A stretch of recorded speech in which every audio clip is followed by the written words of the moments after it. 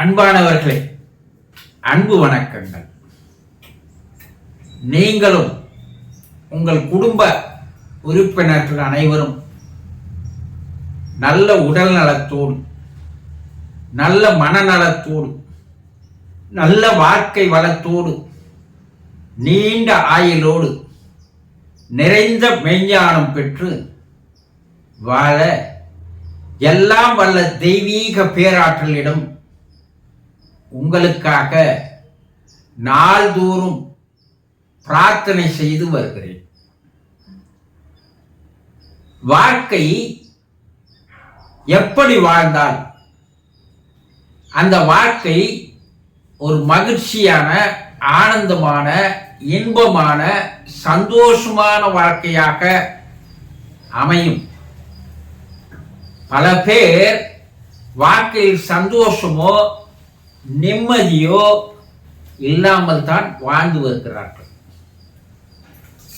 அதை தெரிந்து கொள்ளாமல் எப்படி வாழ்வது என்பது தெரியாததால் தான் அவர்கள் வாழ்க்கையில் துன்பங்கள், துயரங்கள், கஷ்டங்கள், கவலைகள், வேதனைகள் அனைத்தையும் சுமந்து கொண்டு வாழ்கிறார்கள்.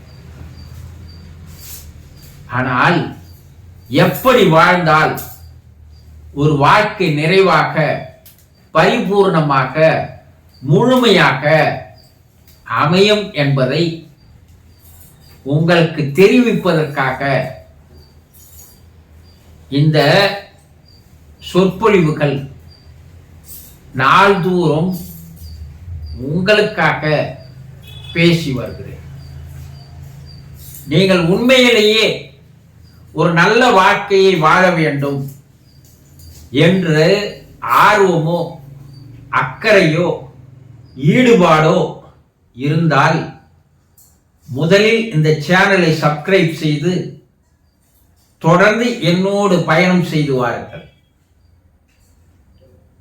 உங்களை நல்லது ஒரு வாழ்க்கை வாழ வைப்பதற்கு நான் வழிகாட்டுகிறேன், பயிற்சிகளை தருகிறேன். இனி வரப்போகின்ற வீடியோ எல்லாம் இந்த வாழ்க்கையை எப்படி அமைத்துக் கொள்வது, எப்படி வாழ்வது என்பதை பற்றிய செய்திகள் அடங்கிய வீடியோக்களாக வர இருக்கிறது. ஆகவே தவறவிடாதீர்கள், தொடர்ந்து என்னோடு பயணம் செய்யுங்கள்.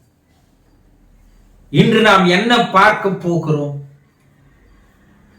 நம்மை ஆவி உடல் எப்படி செயல்பட வைக்கிறது என்பதை பற்றித்தான் தெளிவாக பார்க்க போகிறோம். நம்மை ஆவி உடல் செயல்படுத்துகிறதா? ஆமாம். உங்கள் அனைவரையுமே, மனிதர்களாக பிறந்த அனைவருமே அவர்களுக்குள் இருக்கின்ற ஆவித்தான் அவர்களை செயல்பட வைக்கிறது. ஆவின்னா என்ன? அதை தெரிந்து கொள்ளுங்கள்.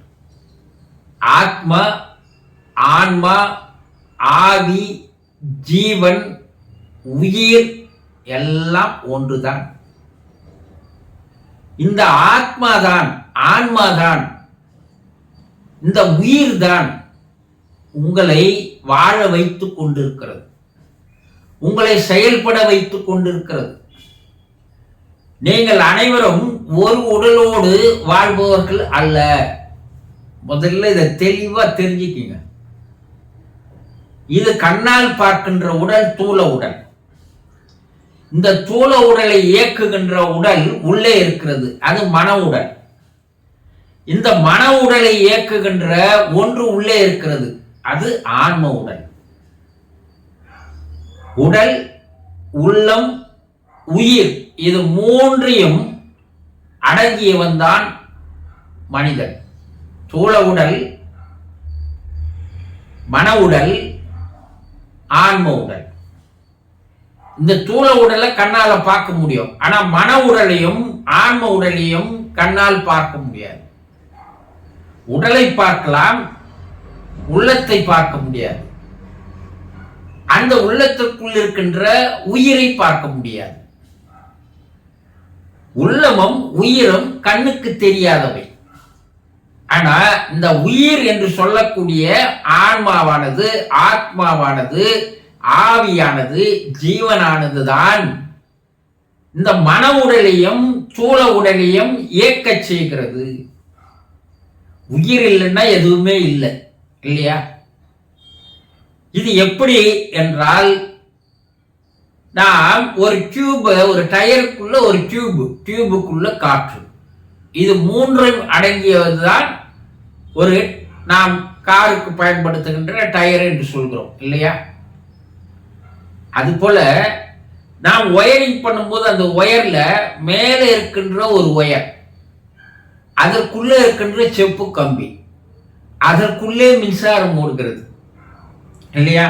மேலே இருக்கிற ஒயரை பார்க்கலாம், உள்ள இருக்கிற செப்பு கம்பியை பார்க்கலாம், ஆனா உள்ள ஓடுகின்ற மின்சாரத்தை பார்க்க முடியாது.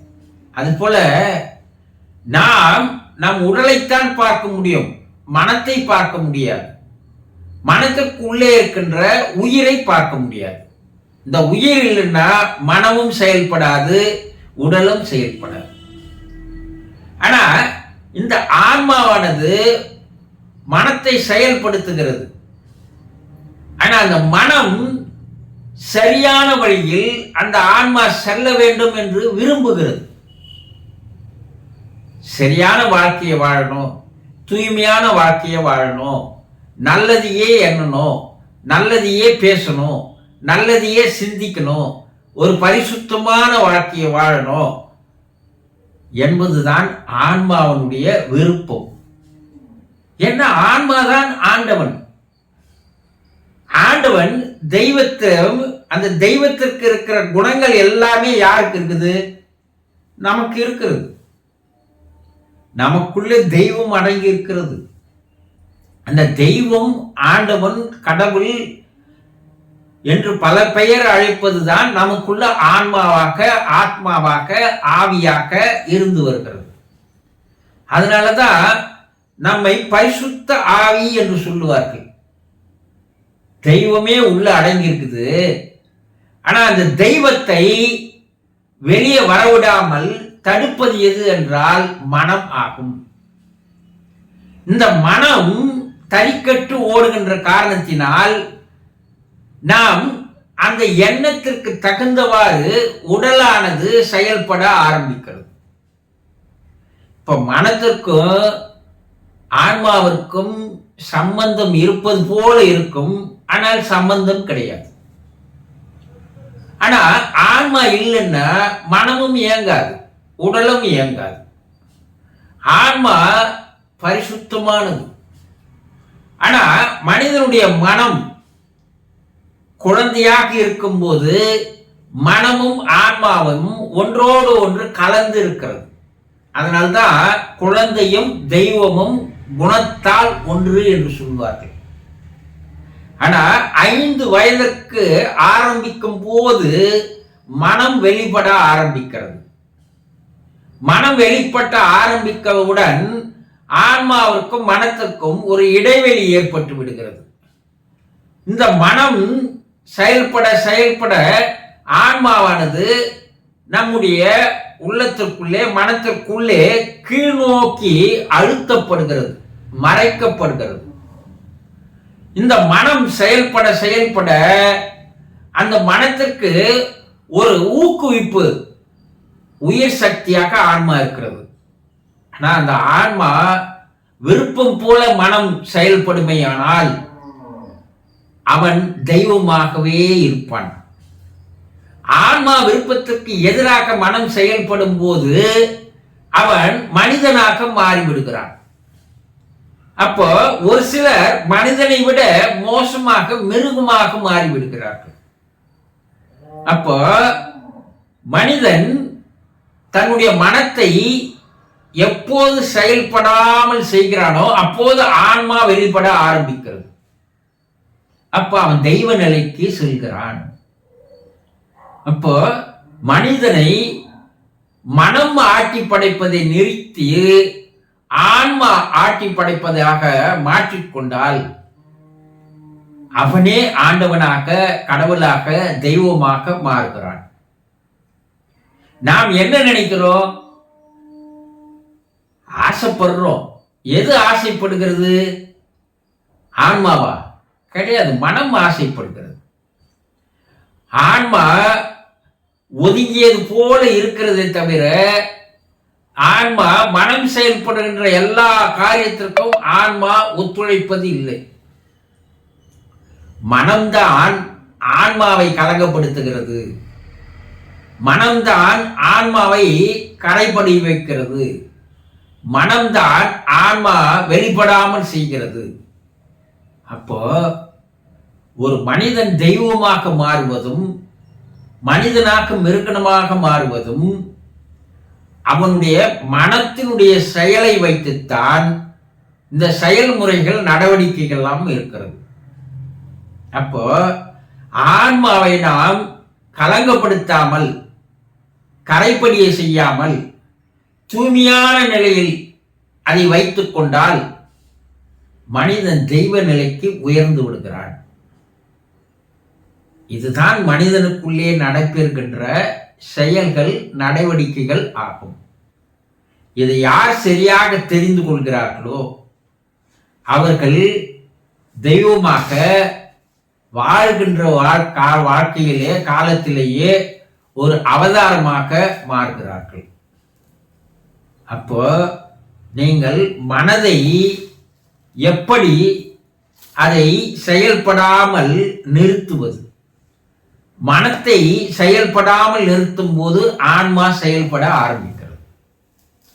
இதுதான் மனிதனுக்குள் நடைபெறுகின்ற செயல்கள் ஆகும். நீங்கள் மனிதனாக இருக்க விரும்புகிறீர்களா, மிருகமாக வாழ ஆசைப்படுகிறீர்களா, அல்லது தெய்வ நிலைக்கு, தெய்வ அம்ச நிலைக்கு, தெய்வ குணங்களோடு வாழ ஆசைப்படுகிறீர்களா என்பதை நீங்கள் தான் தேர்ந்தெடுத்துக் கொள்ள வேண்டும். புரிந்து கொண்டீர்களா? சந்தோஷம்.